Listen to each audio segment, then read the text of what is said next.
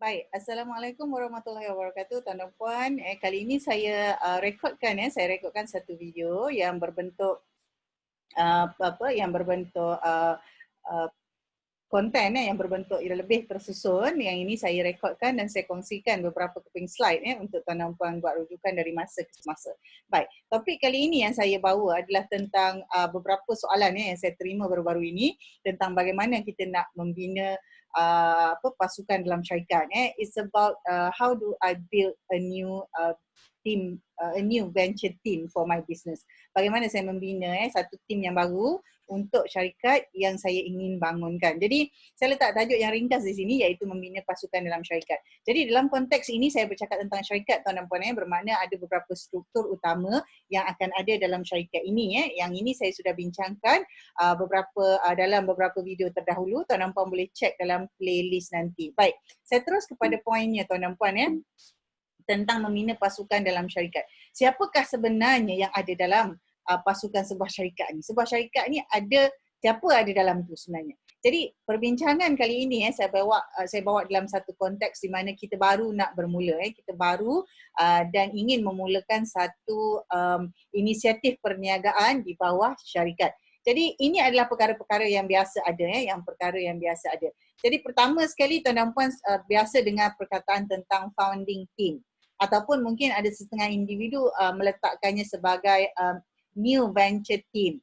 Bermaksud individu yang ada sama-sama semasa kita nak membangunkan syarikat. Jadi pada waktu ini mungkin dia bersifat ideation, bersifat validation, bersifat brainstorming. Jadi ada banyak perkara-perkara yang dibuat oleh founding team members tadi pada semasa ingin memulakan perniagaan itu tadi.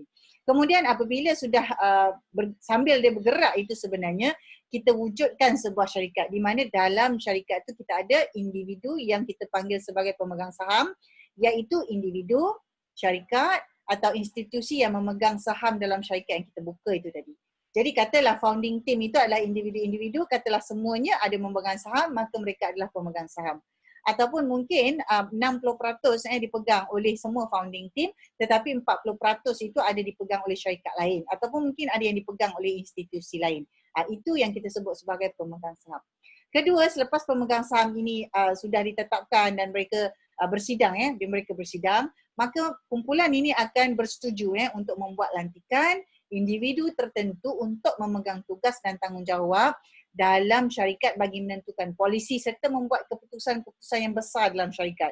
Termasuklah dasar-dasar yang ingin diperkuatkan, yang ingin diperkenalkan dalam syarikat. Termasuklah polisinya, termasuklah apakah perkara-perkara penting yang perlu diperkemaskan dalam pengurusan syarikat. Ini adalah sebahagian daripada tugas ahli lembaga pengarah ataupun yang biasa tuan dan puan dengar sebagai board of directors. Seterusnya barulah board directors ini bersetuju untuk bergerak dan membuat lantikan siapakah yang perlu bekerja. Siapakah, iaitu staff lah, siapakah individu yang dilantik untuk menjalankan tugas-tugas khusus, terutamanya dalam tugas-tugas operasi perniagaan. Jadi tuan dan puan, flow ini biasanya tuan dan puan akan nampak dalam sebuah syarikat SME yang dimulakan dengan orang kata dengan sumber-sumber yang terhad.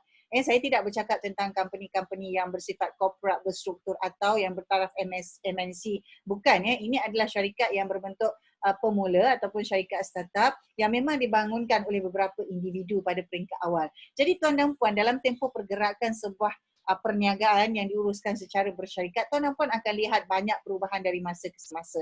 Dan perlu diingat bahawa founding team ataupun ahli-ahli pertama tadi yang wujud semasa pembukaan syarikat itu tadi mungkin tidak ada lagi dalam syarikat selepas 6 bulan, 12 bulan atau selepas 3 tahun. Dia bergantung kepada keadaan dan situasi apa setiap individu itu yang ada dirancangkan. Ada setengahnya itu memang serasi ataupun memang memenuhi keperluan syarikat semasa, maka founding team itu masih kekal sebagai pemegang saham, sebagai ahli lembaga pengarah dan sebagai pekerja dalam syarikat. Ada setengahnya mungkin hanya akan menjadi pemegang saham dan menjadi pengarah sahaja, atau sebahagiannya hanya menjadi pemegang saham sahaja. malah ada yang tidak lagi memegang saham dan tidak langsung terlibat dalam pembangunan syarikat selepas satu tempoh. Jadi perkara ini adalah satu perkara yang normal, yang normal. Jadi untuk itu tuan dan puan, seterusnya, apakah sebenarnya ciri-ciri orang yang kita bawa masuk sebagai founding team ataupun kita kata tadi new venture team? Saya kemukakan di sini empat poin yang penting. Mungkin tuan-puan akan nampak ada poin-poin lain, tetapi saya bawakan empat yang signifikan, empat yang penting dahulu.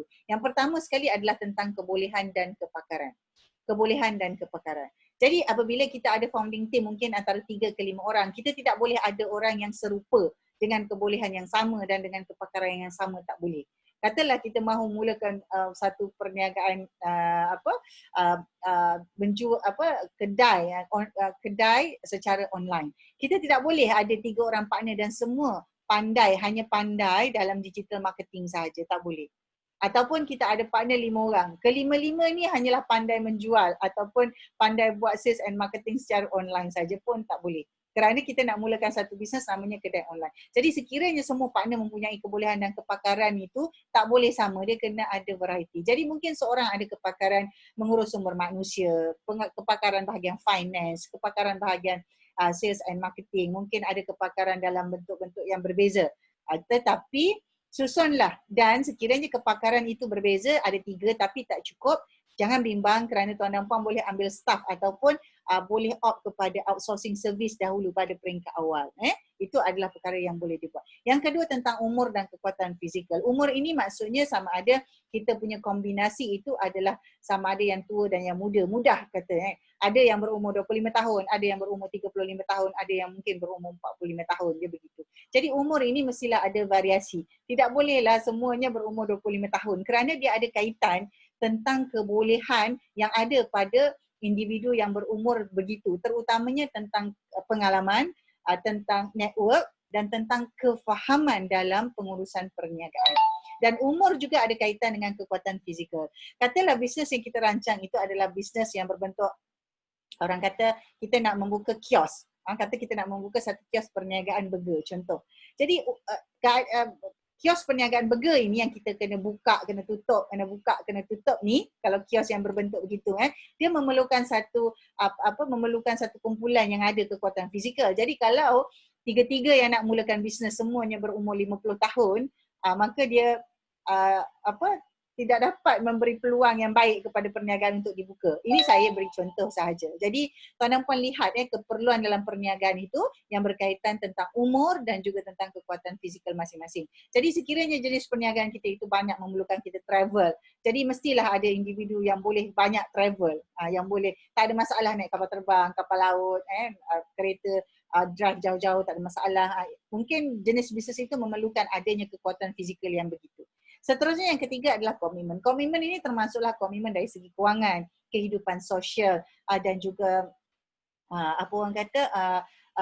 kerjaya masing-masing. Keuangan ini termasuklah, kalau semua ini perlu juga dilihat. Jadi mesti ada ahli founding team itu yang mempunyai kekuatan masing-masing dari segi yang saya sebut tadilah, dari segi orang kata komitmen dari segi kewangan, komitmen dari segi personal tadi, dari segi kekeluargaan dan seumpamanya, dan juga dari segi kerjayanya. Jadi kalau komitmen contoh, komitmen dari segi kewangan, katalah individu yang pertama dah banyak hutang.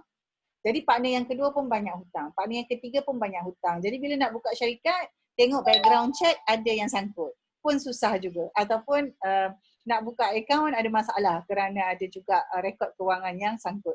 Jadi perkara begini, komitmen-komitmen ini perlu dilihat supaya perbezaan komitmen itu membolehkan perniagaan diteruskan dengan adanya partner-partner yang berbeza yang boleh menyokong keadaan komitmen itu tadi. Termasuklah kalau komitmen keluarga, mungkin ada yang ramai anak, mungkin ada yang kena jaga orang tua. Dan ini adalah keadaan pelbagai yang tuan dan puan sendiri akan dapat lihat dan dapat tahu dan mungkin sendiri pernah melaluinya. Jadi kena lihat founding team ataupun new venture team yang kita nak bina itu mesti mempunyai keseimbangan dari segi komitmen. Yang keempat adalah lain-lain unfair advantage, maksudnya kelebihan yang berbeza.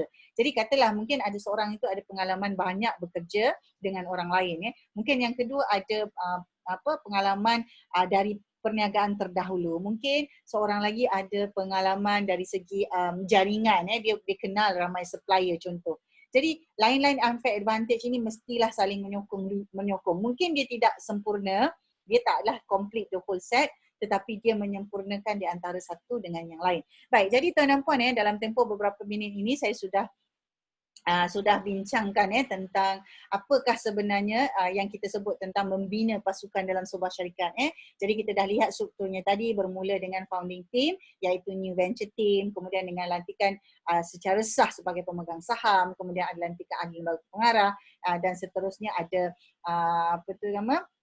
juga lantikan kepada pekerja-pekerja tadi, dan sehinggalah kepada bagaimana nak memilih ciri-ciri 4 yang penting tadi untuk memilih ahli founding team. Jadi untuk itu tuan dan puan, ini adalah video ringkas yang saya rekodkan. Jadi untuk itu saya harap video ini memenuhi keperluan maklumat yang tuan dan puan perlukan. Boleh tinggalkan thumbs up, boleh klik like dan subscribe channel Nur Aminah Umar kerana ada lebih banyak lagi video-video yang akan dikongsikan dari masa ke semasa. Dengan itu kita jumpa lagi insya-Allah dalam video akan datang.